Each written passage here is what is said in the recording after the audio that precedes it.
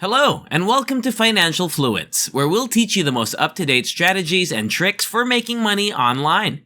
Don't forget to subscribe to the channel, hit the like button, and turn on the notification bell to be notified every time a new video is uploaded. Also, don't forget to leave a comment down below.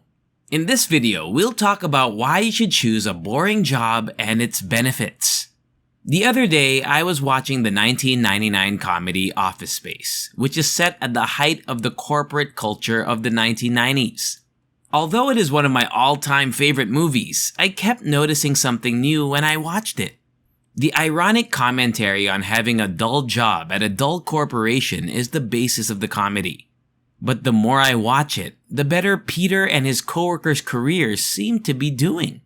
Since it is a comedy, the writers took a lot of artistic license to make Peter's workplace particularly dreadful. However, 20 years later, it doesn't appear to be all that horrible. In today's open-plan offices without any barriers in sight, his workplace cubicle would be considered a luxury by the majority of workers. He's permitted to take his coworkers on lengthy lunch dates, and even his overly dramatic and dim-witted boss understands that working on the weekends is a major ask rather than an expectation. According to the proverb, finding a job you love will prevent you from working a day in your life. This got me thinking about that. Most of us go to work out of obligation rather than choice, and it means a lot of us are forced to spend the majority of our waking hours on unpleasant tasks. Finding a job that you love so that you are thrilled to go to work every day and do not feel like you are working at all is a clever method that school career planners and LinkedIn gurus will advocate to get around this sad situation. This seems reasonable on the surface because there are millions of distinct job titles, and new professions and career pathways are being created every single day thanks to new technologies.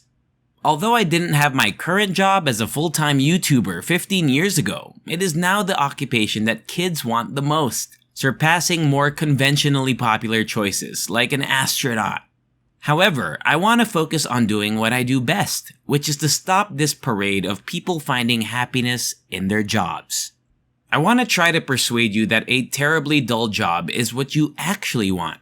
A job that no one would ever want. A job that doesn't thrill you or anyone else. Several intriguing jobs seem preferable to others for various reasons. Doctors, lawyers, and senior corporate leaders are well paid and highly valued by society. People will regard you more if you're a Fortune 500 C-suite executive than if you work in retail. Is this ideal? No. People will make many sacrifices for a good reputation. These positions require years of grueling study or corporate butt-licking to land, and they require lengthy, erratic hours. There's nothing wrong with this job. Most individuals know the dangers and trade-offs. Most people work in these professions for the status rather than because they enjoy them. What about passionate jobs? What jobs are admired? People's careers in gaming, fashion, travel, and sports excite people. Wouldn't it be a dream to make video games or attend global fashion shows for a living? But no, big-name companies in the aspirational industry are terrible workplaces.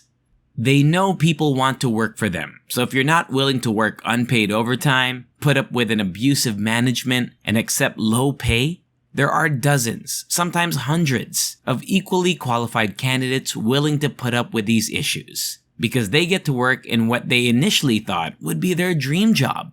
Because these companies recruit skilled, career-driven workers, turnover is high. This employee may stay longer than others. Job hopping makes sense. People who switch jobs frequently, every 2 years on average, are paid more than those who stay put. But you must leave for good reasons. It would be smart to leave your current job for a more senior one that pays twice as much. If you leave your job because of a code crunch, your career may be derailed. You won't always love it, so avoid doing what you love for work. Even the most interesting occupations are tedious.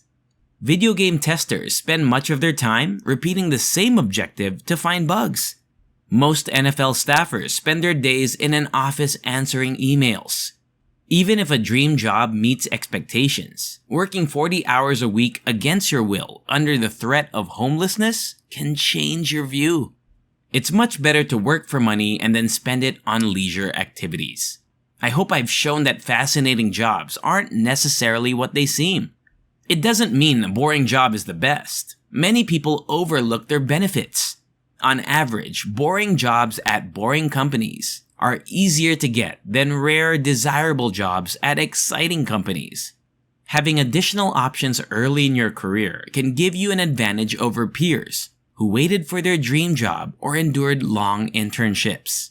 Boring jobs pay more.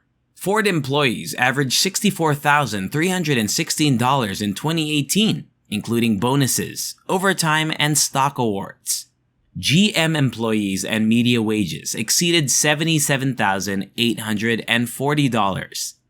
Tesla's median employee earned $56,163 despite being a more interesting firm. Of course, this won't apply to every business.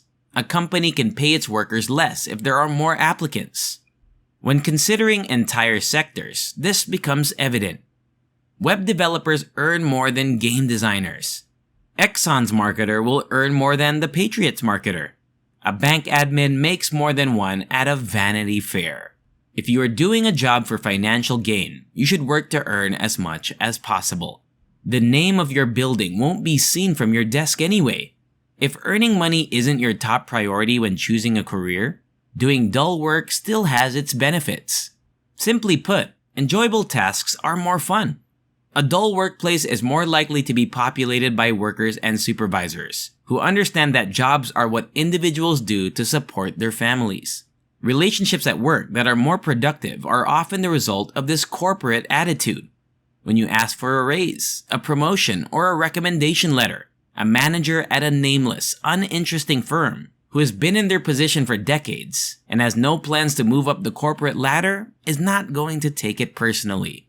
In contrast, in a firm where management has sipped on the "we are changing the world" Kool-Aid, you are much more likely to encounter resistance when implementing the changes that all employees ought to be making on a daily basis. We frequently hear tales about toxic workplace cultures and excessive staff turnover at businesses that appear to be interesting on the surface. This is due to the fact that managers who think their work is more important than simply earning a livelihood naturally expect their employees to put in more effort than is reasonable. Toxic workplace environments are nearly unavoidable when supervisors regard verbal abuse as a passionate disagreement among employees. In fast-paced businesses where there is a never-ending supply of new applicants, these managers are also more likely to go unchallenged. Before anyone in the comments claims otherwise, I must state that you are entirely correct. In every type of business, there are both excellent and bad managers. The main benefit of a boring job is that you are considerably more likely to encounter one than in a job you anticipated being fascinating. The tenure manager of the boring company will have an advantage over the dynamic company with low personnel turnover. They will be better at their job. Working under a manager who has seen every possible difficulty will be more fun.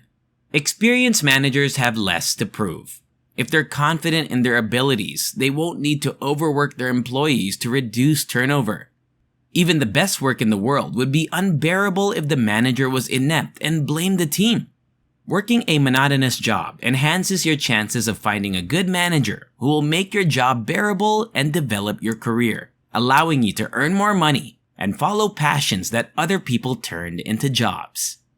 I have a hypothesis about why we appreciate parks and recreation, The Office, and Office Space. These programs mock a boring workplace. People stick around, and even incompetent managers aren't harsh on their employees. Perhaps this is a criticism of how low American employee standards for comfort are. But I think there's more to it. If I didn't subconsciously think working with these people in these dreary settings wouldn't be so horrible, we wouldn't love watching them. And that's all. What are your thoughts on having a boring job? Let me know in the comments section below. If you enjoy similar stuff, check out my other videos. And if you like it, hit the like button, subscribe to the channel, and turn on the notification bell. And I'll see you in the next video.